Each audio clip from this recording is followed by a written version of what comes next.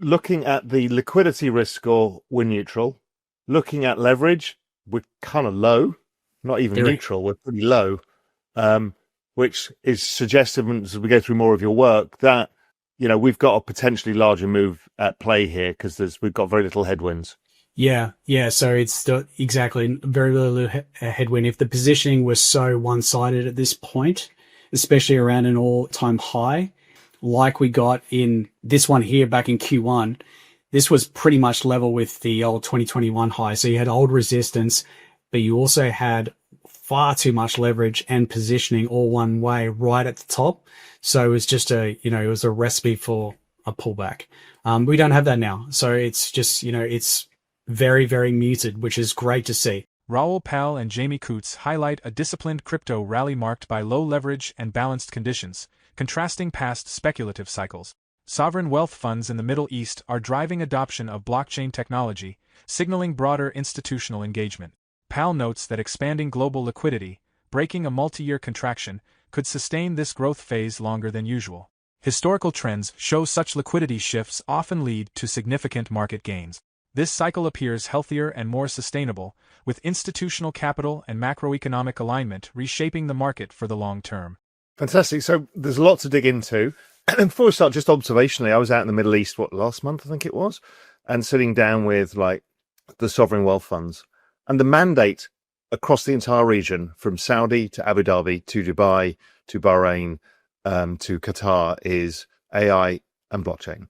And not just using Bitcoin as a reserve asset, but also building the entire government infrastructure on blockchain, driving licenses, property deeds, the whole bloody lot. So it's it's fascinating to see. And then a lot of people say to me, well, if all of this money's coming in from the sovereigns, that may produce an outside return. And I'm thinking, well, if we're going from 3 trillion to 100 trillion, which is my estimate by just extrapolating out the trend rate of growth, you need larger players each time because the market cap is bigger, right? There's no way you're going to get to 15 trillion this cycle unless you've got bigger players. So it's kind of, I don't think it's what people think it is. I think it's just a function of the size of the market. The bigger it becomes, the more that those people are involved.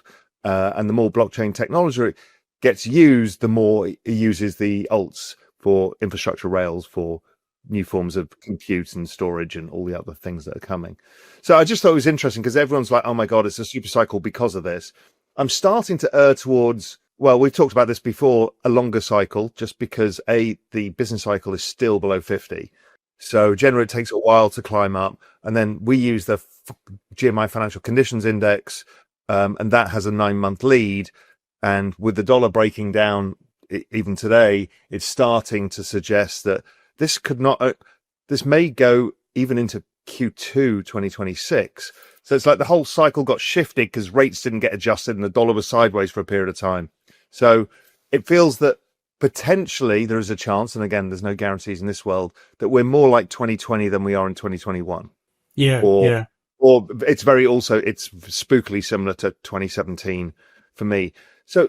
So let's go through some of your charts, some of your framework, because I think people are going to love to see the work that you put in. I don't know where you want to start with that deck or whatever you think the best narrative are. Well, I think we could sort of start with just the actual risk framework that I built, looking at global liquidity first. So what I've got here is just my version of global liquidity index, which is, aggregation of private credit through, global M2s, or the global money supplies of large countries, central bank balance sheets, FX reserves, US net liquidity. And this is similar to our GMI total global liquidity. Yeah. Yes, okay, it is. Yeah. Yeah. So what's your number roughly? Do you remember? I don't know actually. Yeah.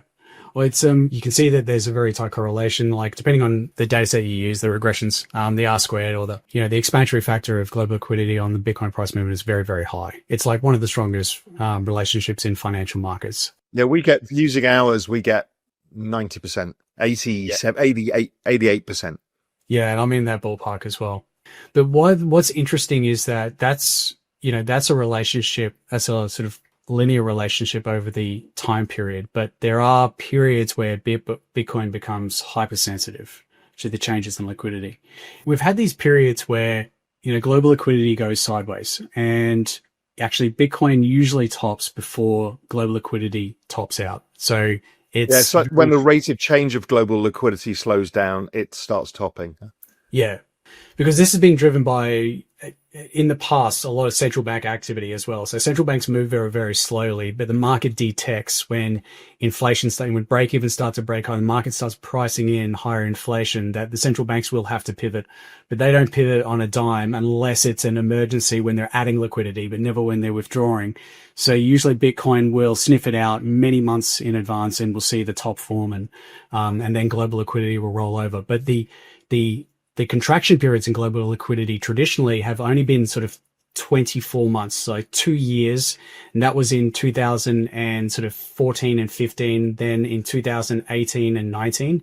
The one that we've just gone through has actually been 3 years. So to your point earlier about the cycle being elongated, if you look at global liquidity here in white, it's been it was down sharply in 2022. And then we just had this sort of contraction period, like a wedge pattern that we've sort of been squeezing into and now breaking out of. So a longer contraction.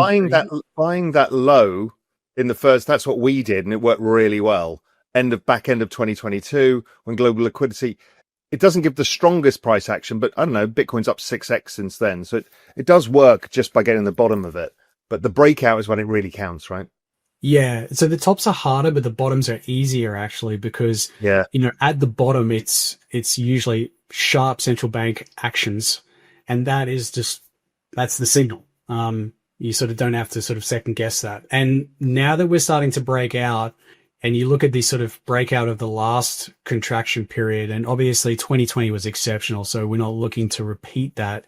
But generally, if you look at the previous times we've come out of a contraction period, that has been what I define as like the super bullish liquidity regime. So, global liquidity can only contract or go sideways for a certain amount of time because the whole system is so indebted that their default risk rises, and also just the interest cost on debt becomes too excessive. So there's always an impulse to add liquidity. And so like a beach ball under the water, if you keep it down for too long, it's going to burst out, and we're starting to break out now. And so in the past, when we've seen a breakout of the previous all-time high in global liquidity, Bitcoin's sensitivity to the changes in liquidity triple at least, sometimes 4 or 5x. So right in my analysis, global liquidity goes up by 1%, Bitcoin usually rises about 7%. But in these particular regimes, that goes to 20 to 30 times.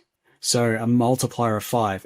Raoul Pal and Jamie Coots discuss how the current crypto rally stands apart from past cycles, emphasizing its measured pace, low leverage, and lack of speculative excess. They point to sovereign wealth funds in the Middle East embracing blockchain technology and infrastructure, signaling institutional maturity and long-term market potential. Pal highlights the breakout in global liquidity following years of contraction, a critical driver of Bitcoin's growth.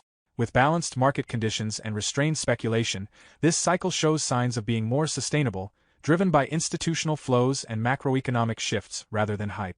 What's really interesting is that we got the breakout in global liquidity in early April as the markets were sort of tanking. So that was this low that we went through, which really wasn't much to worry about, like in terms of Bitcoin pullbacks, but it felt pretty nasty at the time. Massively outperformed the S&P, massively outperformed the equities on a volatility adjusted basis, even though, it was down 30% and the S&P was down 20%. On a risk adjusted basis, massively outperformed equities. And so when global liquidity broke out in early April, Bitcoin rallied 40%. Global liquidity from that breakout is up about 2%. That's roughly what it has done in those previous bullish regimes where global liquidity breaks out to new all-time highs. You get a sensitivity factor that is factors higher than it typically is. And so for me, it's interesting that, we're not overbought, based on liquidity. Every new dollar that's created, whether it's even through like the US dollar weakening or depreciating is an easing on financial conditions, it all adds liquidity into the system or makes financial conditions better, and the relationship is strong. And so, I'm looking at now a market that is not overheated at all. In fact, it's doing what it should be doing, and it's not doing anything excessive. So I talked about a framework for sort of modeling the risk. What I did was I converted that relationship into a risk score. And the risk score for global liquidity is just this one here. It correlates pretty well to the tops in Bitcoin. So what you want to see, it's a rating system of 1 to 5, but I've also got percentiles, and we'll be publishing them onto the RV platform. So if people want to get a little bit more granular, like if we're at a 4, does that mean we're at 82nd percentile or the 88th percentile or the 90th percentile?